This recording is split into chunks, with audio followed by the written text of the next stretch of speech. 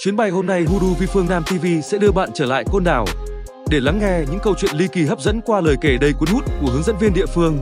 Đừng rời màn hình nhé, vì sắp tới sẽ vô cùng thú vị. Côn Đảo, ban ngày là màu xanh của biển và nắng gió. Nhưng khi hoàng hôn buông xuống, những bức tường đá xám của hệ thống nhà tù dường như mang một hơi thở khác, trầm lặng, nặng ký ức và ẩn chứa vô vàn câu chuyện chưa từng được ghi trong sách. Có những chi tiết lịch sử ta có thể đọc trong tài liệu, nhưng cũng có những câu chuyện chỉ được truyền lại qua lời kể của những người hướng dẫn viên địa phương, những người gắn bó với từng dãy phòng giam, từng lối đi, từng cánh cửa sắt lạnh. Từ những câu chuyện về khu biệt giam bí mật, những lần thị sát đầy căng thẳng, đến những điều đặc biệt quanh mộ chị Võ Thị Sáu ở Nghĩa Trang Hàng Dương, nơi mỗi đêm vẫn có rất nhiều người tìm đến trong sự thành kính và niềm tin. Trong tập 54 chuỗi phim sáp nhập thành phố Hồ Chí Minh nhìn từ vệ tinh hôm nay, chúng ta sẽ cùng lắng nghe những mẩu chuyện ly kỳ nhưng có thật, được chính các hướng dẫn viên tại Côn Đảo kể lại.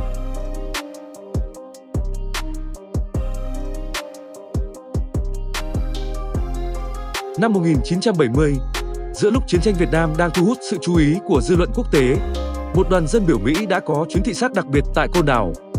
Trước đó, những thông tin bí mật về một khu giam giữ biệt lập nơi tù nhân bị nhốt trong những phòng giam không mái che, bị phơi mưa dầm nắng đã được một cựu tù chính trị cung cấp cho nhà báo John Lewis. Theo sơ đồ và mô tả chi tiết ấy, đoàn thị sát bước vào trại giam Phú Tường. Mọi thứ dường như được chuẩn bị sẵn sàng.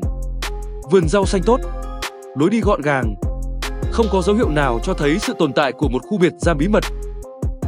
Nhưng chính từ những chi tiết nhỏ nhất đã hé lộ tất cả. Ngay sau đây, chúng ta sẽ lắng nghe câu chuyện này qua lời kể trực tiếp của một hướng dẫn viên địa phương, người gắn bó với từng bức tường, từng lối đi của nhà tù Côn Đảo.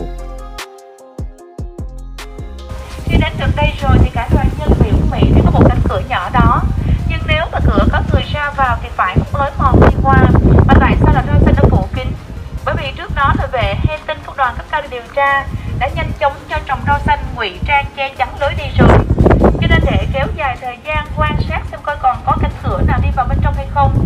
Ở đây trong đoàn mới có một người hỏi chúa đảo Nguyễn Văn Vệ một câu hỏi rất là vô tình.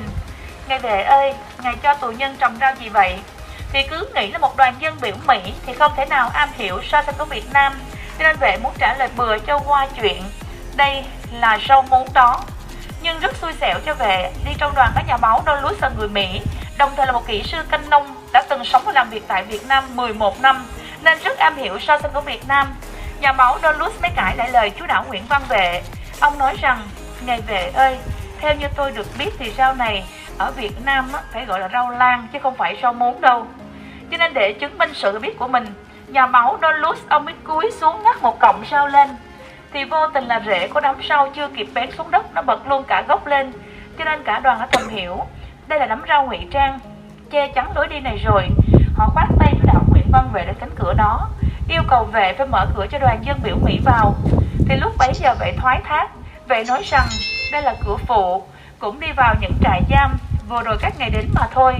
Bây giờ các ngài muốn vào trong phải không? Được rồi, tôi xin mời các ngài đi ra ngoài. Tôi nhận cái bằng cửa chính, cửa phụ không mở ra được.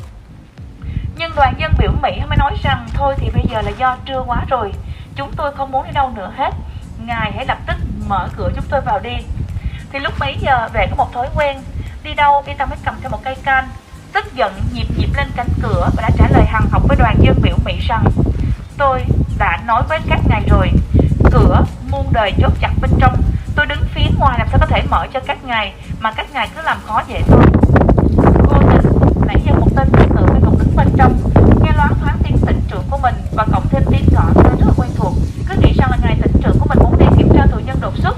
Nãy giờ sự chậm trễ của mình, ông ta đang tức giận ngoài đây. Anh ta mới nhanh chân chạy đến kéo chốt cánh cửa ra, thì cánh cửa bí mật đã được bật mở. Nhân cơ hội ngàn vàng thì đoàn dân biểu Mỹ đã lách cả chúa đảo Nguyễn Văn Vệ và cả cái tên trật tự cai ngục đi vào bên trong.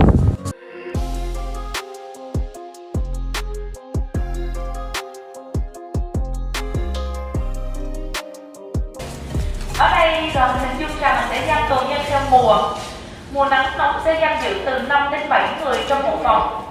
Nhưng mùa mưa chỉ giam giữ 1 hoặc là 2 người mà thôi. Hình thức mà tra tấn tù nhân ở chuồng cọp thì đoàn ta nhìn thấy đây, tái hiện những hạt trắng trắng này. Đây là những hạt đựng vôi bột.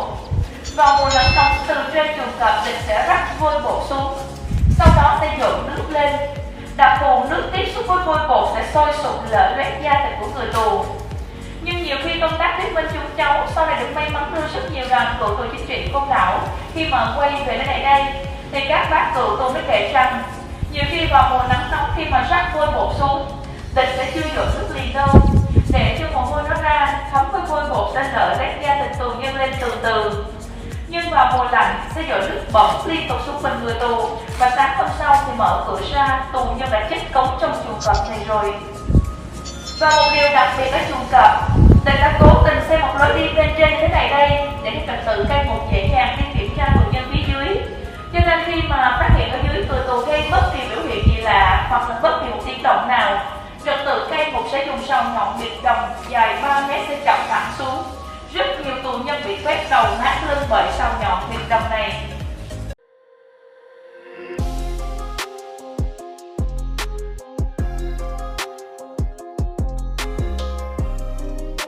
Khi chị Võ Thị Sáu hy sinh, thì liên đoàn tù nhân ở nhà tù Côn Đảo đã giao trách nhiệm cho kiếp tù làm thợ hồ bí mật đúc bia mộ cho chị. 2 hôm sau, mộ phần của chị đã được vun vén rất khang trang, và có một bia mộ được tù nhân đúc bằng xi măng đặt lên trước mộ phần rất trân trọng. Nhưng tên chúa đạo Zaki, khi y ta nhận được tin báo có người lập bia mộ tại mộ phần Võ Thị Sáu, tên chúa đạo đã ra lệnh cho trật tự gác ngục đến nghĩa địa Hàng Dương đập phá mộ phần chị Võ Thị Sáu. Nhưng vài ba hôm sau, mộ phần của chị được vun vén trở lại như cũ, và có một tấm bia mộ khác được đặt lên trước mộ phần trân trọng hơn. Khi nhận được tin báo, Zaki rất tức giận.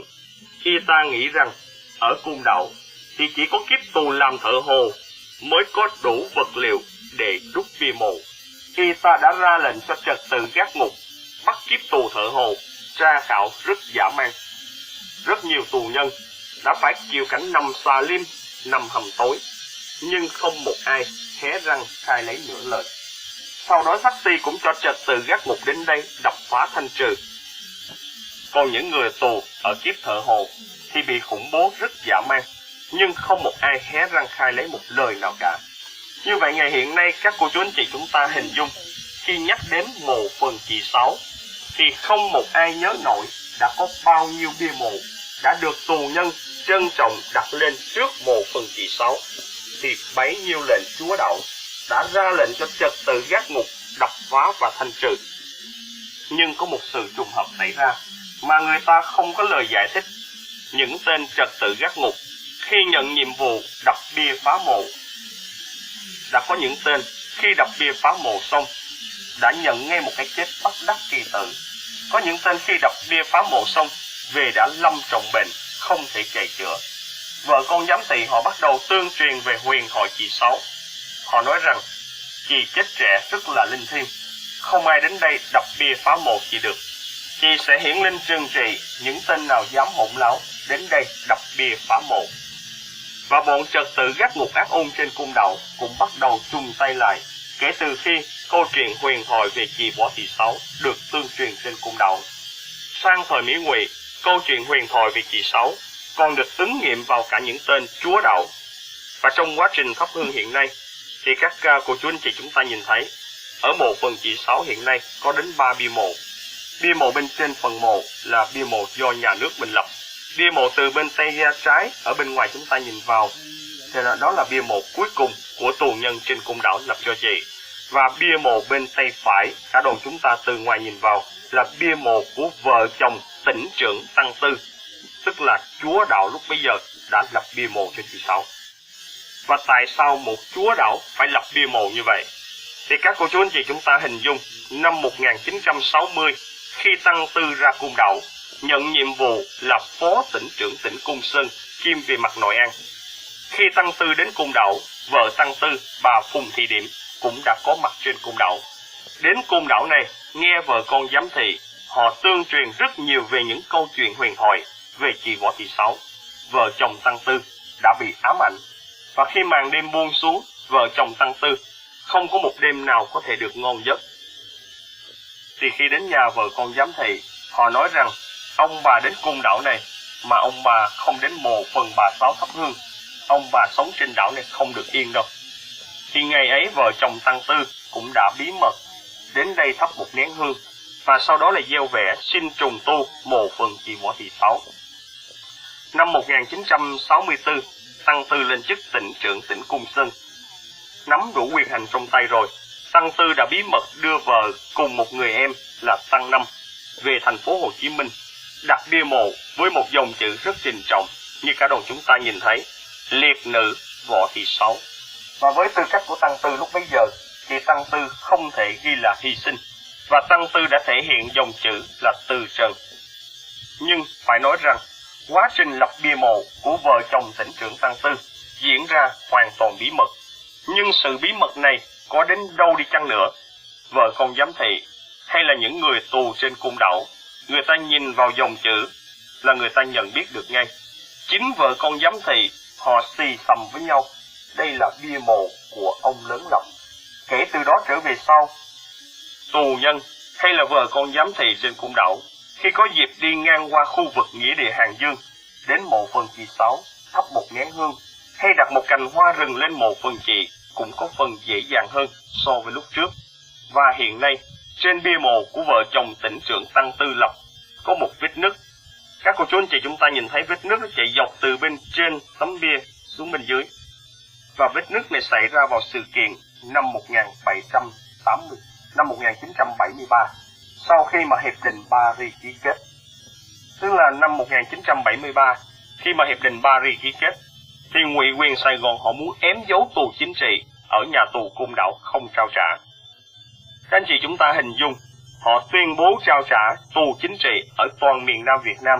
Chúng ta tính từ vị tuyến 17, tức là từ Quảng Trị cho đến mũi Cà Mau, là 225 nhà tù lớn và nhỏ.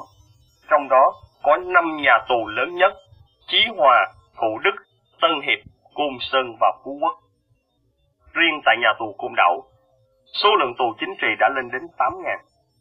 Họ bắt tù nhân ở đây phải lăn tay chụp hình ký tên, chuyển hồ sơ từ thành phần là tù chính trị phạm sang thành phần gian nhân hiệp đảng, tức là trở thành những người cướp của giết người, mua gian bán lận, để mà bộ máy cai trị họ giam giữ không trao trả. Thì một chúa đạo khét tiếng tàn bạo ở thời Mỹ Ngụy đã nhận chức tỉnh trưởng tỉnh Cung Sơn lần thứ 2. Đó là tên Nguyễn Văn Vệ. Nhiệm kỳ đầu Nguyễn Văn Vệ cai trị trên Côn Đảo năm 1965 đến năm 1970, tỉnh trưởng Nguyễn Văn Vệ đã để cho phái đoàn dân biểu Mỹ phát hiện khu chuồng cọp, và Nguyễn Văn Vệ đã bị cắt chức. Nhưng đến năm 1973, Hiệp định Paris ký kết, chế độ Sài Gòn đã đưa Nguyễn Văn Vệ nhận chức tỉnh trưởng tỉnh Cung Sơn lần 2. Và nhận chức lần này, y ta muốn lấy lại uy danh của mình, và để hạ thấp uy thế đấu tranh của tù nhân tại Côn Đảo xuống, Nguyễn Văn Vệ đã mở ngay một chiến dịch gọi là thanh trừ bia mộ tù cộng sản. Y ta đã cho trật tự gác ngục dàn hàng ngang ở nghĩa địa Hàng Dương. Những mộ phần ở đây, Nguyễn Văn Vệ chỉ nghi ngờ là mộ tù cộng sản, cho trật tự gác ngục đập phá thanh trừ bằng hết mà thôi. Đến mộ phần chị Võ Thị Sáu, không một tên trật tự gác ngục nào dám động tay vào. Tên tỉnh trưởng Về y ta treo ngay một giải thưởng rất là cao, ai dám đập phá sẽ được nhận ngay phần thưởng của ông lớn. Thì trong nhóm người đập phá bia mộ ngày ấy, có một tên tù thường phạm tên là Xước. Tên này chỉ vừa mới bị đầy ra Côn Đảo và chưa nghe tương truyền nhiều về huyền thoại chị Sáu. Không ai dám nhận. Tên Xước đã đứng ra nhận ngay trách nhiệm. Y ta còn nói với mọi người xung quanh, không ai nhận thì để Xước tôi nhận. Tôi sẽ nhận phần thưởng ông lớn xem bà Sáu làm gì tôi. Ngay buổi chiều ngày hôm đó, tên Xước nhậu cũng ngà ngà say. Y ta cắp nách một chai rượu và mang cả một cây búa đến mộ phần chị Sáu. Y ta đã đập vào bia mộ của vợ chồng tỉnh trưởng Tăng Tư Lập. Cho nên là bia mộ này có một vết nứt chạy dọc từ bên trên bia xuống. Nhưng không biết điều gì đã xảy ra, đã làm cho tên Xước phải quăng cả búa quăng cả rượu, chạy la thất thanh. Và cả đêm hôm đó, tên Xước cứ la hét. Đến sáng hôm sau, tiếng la của tên Xước đã im bặt đi. Vợ con giám thị đã phát hiện tên Xước chết cống trước bờ kè đá của mặt tiền Côn Lôn. Và trên Côn Đảo lúc bấy giờ thì không có người dân, chủ yếu là vợ con giám thị và người tù Nhưng mà đối với vợ con giám thị, họ có hai chiều hướng khác nhau. Một số người, họ cho rằng tên Xước là một tên nghiện rượu, đập bia phá mộ xong thì nhận được tiền thưởng cao, vui mừng uống quá nhiều rượu. Tại vì tên này là đặc biệt tên nghiện rượu. Uống quá nhiều rượu thì ra phía trước là ăn mừng, hò hét, nằm tại đó ngủ trúng gió và chết. Nhưng một số người còn lại, người ta cho rằng tên Xước là một tên hỗn láo, đã dám đến đây đập bia phá mộ, cho nên bà Sáu đã hiện lên trừng trị tên Xước chết. Như vậy chỉ xoay quanh những vấn đề tại mộ phần chị Sáu, kể từ khi chị yên nghỉ trên cung đảo cho đến ngày hiện nay, thì có rất nhiều câu chuyện huyền thoại. Và những sự trùng hợp ấy, cho đến ngày hiện nay, vẫn là những sự trùng hợp chưa có lời giải thích.